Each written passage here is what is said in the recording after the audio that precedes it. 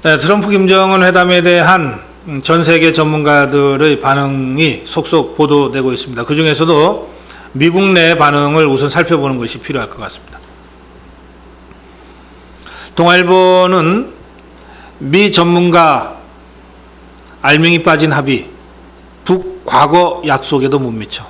전체적으로 매우 비판적이고 실망적인 그런 평가들을 보도하고 있습니다. 크리스토퍼 힐, 서류가 서둘러서 위반된 것처럼 보인다. 이 4개 항 합의문의 서류 얘기하는 겁니다. 검증됐다는 단어가 빠졌다. 조셉 윤, 이 대북정책 특별대표죠. 아무것도 이야기하지 않고 있다. 아무것도 이야기하지 않고 있다. 애덤 마운트 미 과학자연맹 선임연구원, 과거 북한이 했던 약속에 비해 매우 빈약하다. 솔직히 이것보다는 더 강한 내용을 기대했다. 마이클 맥폴 전 주 러시아 미국 대사입니다. 우리는 아무것도 아닌 일에 너무 많은 것을 포기했다. 제프리 루이스 국제학연구소 국장입니다. 비핵화를 북한의 손에 모두 맡기겠다는 트럼프 대통령의 반복적인 주장에 문제가 있다. 만약 김정은 위원장이 비핵화를 하지 않으면 어떻게 할 것인가? 사실은 많은 언론 기자들이 이 점을 트럼프한테 물었습니다. 트럼프 답변은 이랬습니다. 1초만 만나보면 안다. 만나봤더니 믿을만 하더라. 대한민국 안보, 대한민국 국민들의 안전과 생명, 이 트럼프의 한마디 때문에 이제 김정은한테 달려버리고 말았습니다. 1초면 안다. 만나보니까 믿을만 하더라. 우리는 70년 동안 저들과 목숨을 걸고 싸움하면서 왔습니다. 1초가 아니라 70년을 경험한 겁니다. 과연 트럼프가 대한민국 그리고 5,100만 대한민국 국민들의 이 안보와 안전에 대한 이 걱정, 이걸 이렇게 가볍게 얘기할 수 있는 것인가? 동맹국가의 국가원수가 이렇게 얘기해도 되는 것인가? 분노가 치밉니다.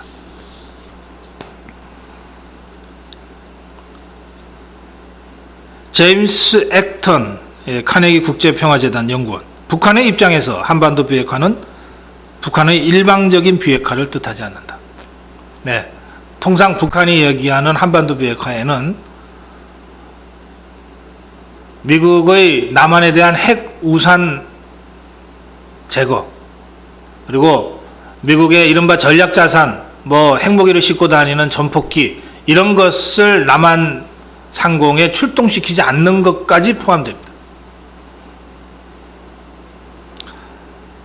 제임스 액턴 연구원은 바로 그 점을 지적하고 있습니다.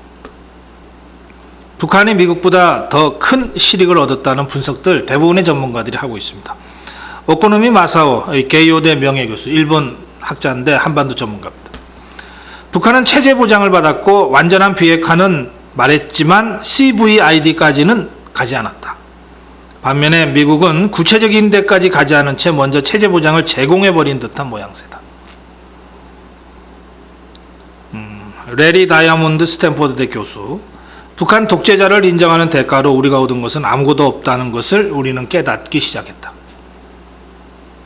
이 미국 사람들도 이 트럼프가 이 정도일 줄은 몰랐던 모양입니다. 그래서 4개 항의 합의, 그리고 그 합의를 발표하면서 트럼프가 설명하고 발언했던 것들, 그리고 김정은에 대한 트럼프의 이 정말 과공의 비례라고 하는 말에 딱 맞는 그런 이 태도들, 이 모든 것들을 미국 사람들도, 미국 전문가들도 충격적으로 바라봤던 것 같습니다. 그래서 레리 다이아몬드 교수 한마디 더 했습니다. 만약 버락 오바마 전 대통령이 이런 합의를 내놨다면 트럼프 대통령과 공화당이 가만히 있지 않았을 것이다. 당장 탄핵하자고 달려들었을지 모르죠.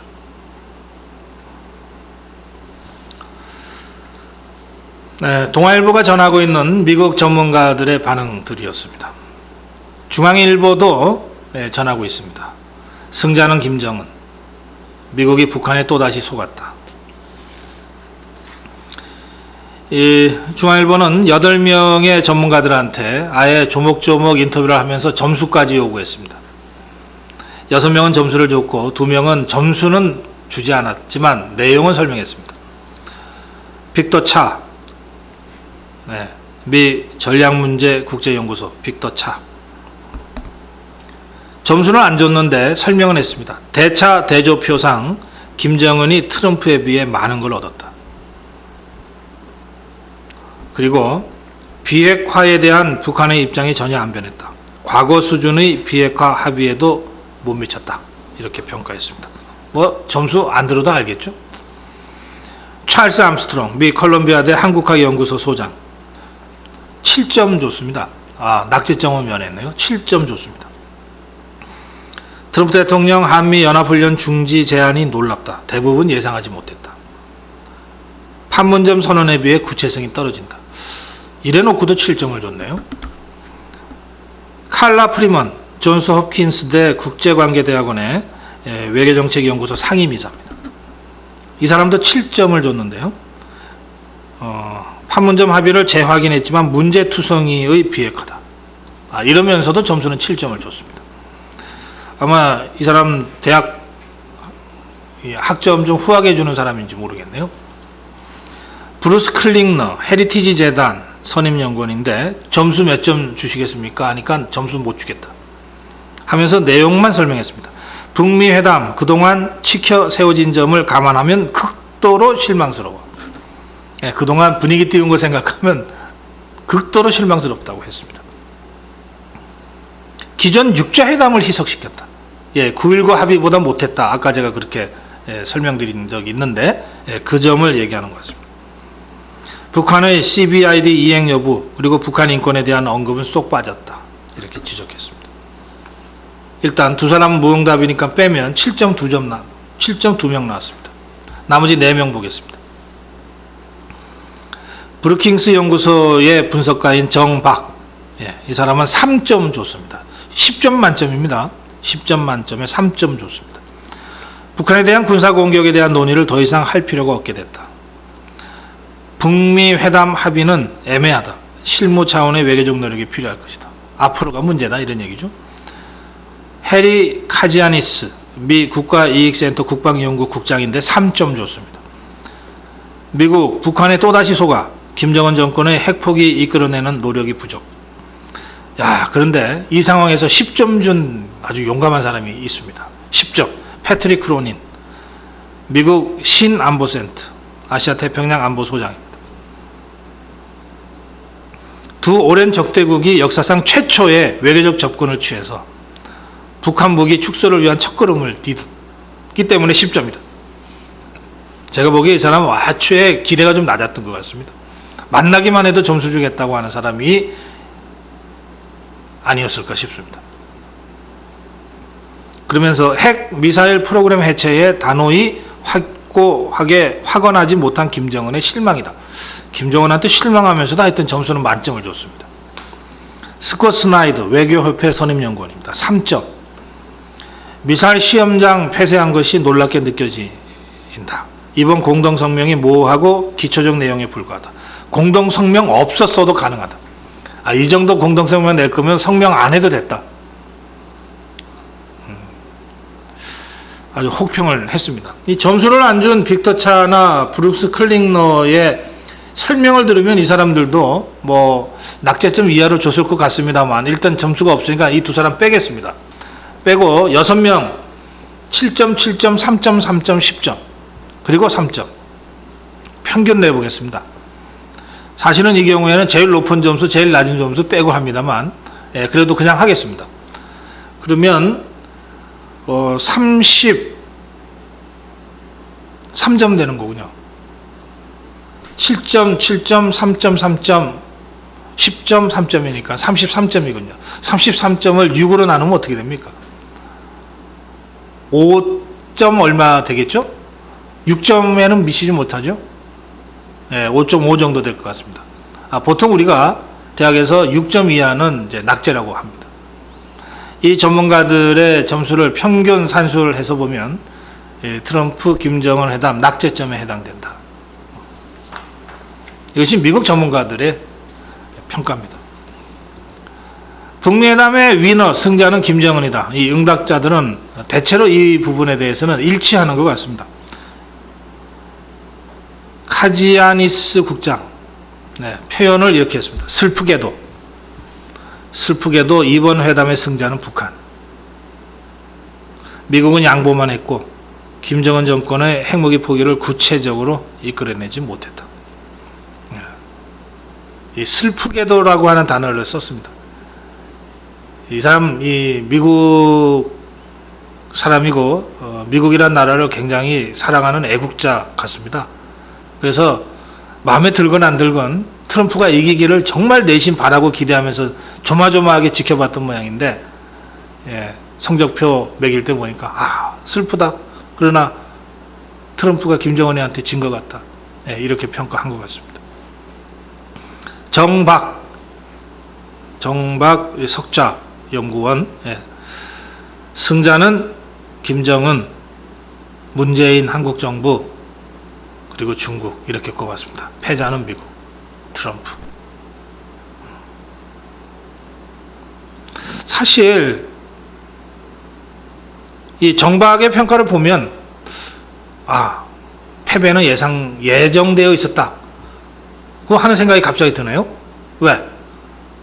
한국과 미국이 한편이고 북한과 중국이 한편. 이게 지난 70년 동안 우리가 익숙하게 봐왔던 그런 구도인데 이번 경우에는 왠지 이쪽에 미국 그리고 이쪽에는 북한, 한국, 중국 이 세 나라가 한편으로 이 상황을 대처해 온 거 아닌가? 그런 느낌이 좀 들지 않습니까? 그래서 정박의 평가가 이렇게 나온 것 같습니다. 미국과 트럼프는 졌다. 그럼 누가 이겼나? 김정은, 문재인 대통령, 그리고 중국이 이긴 것 같다. 저는 6월 12일 정상회담에 대한 이런 평가 그 자체가 중요한 게 아니라 정박과 같은 사람의 이런 평가를 미국 사람들이 미국 조야에서 정치권이 하게 될 때 앞으로가 걱정입니다. 앞으로가. 트럼프 혼자서 싸우다가 졌네. 근데 도대체 문재인 정부는 뭘 한 거야? 어떻게 한 거야? 이제 문재인 정부 우리 편이라고 생각하면 안 되겠네. 정박의 평가에는 있을 수 있는 그런 안보상의 위기, 한미동맹의 금 가는 소리 같은 것들이 저는 느껴집니다.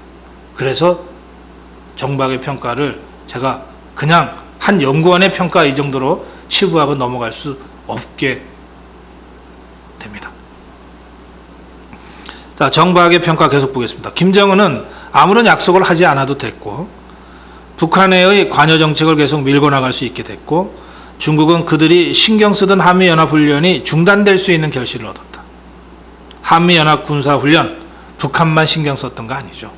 사실은 중국이 제일 신경 쓰고 있었던 거죠.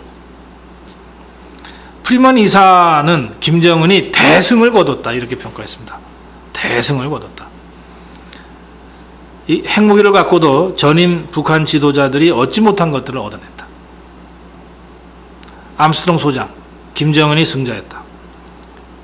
김 위원장은 외교 무대에서 트럼프 대통령과 동급으로 인정받았으며 아무런 양보 없이 미국과 관계 개선을 하는 데 성공했다. 이쯤 되면 여러 나라가 김정은을 서로 초청하려고 나서지 않을까 하는 생각도 갑자기 드네요.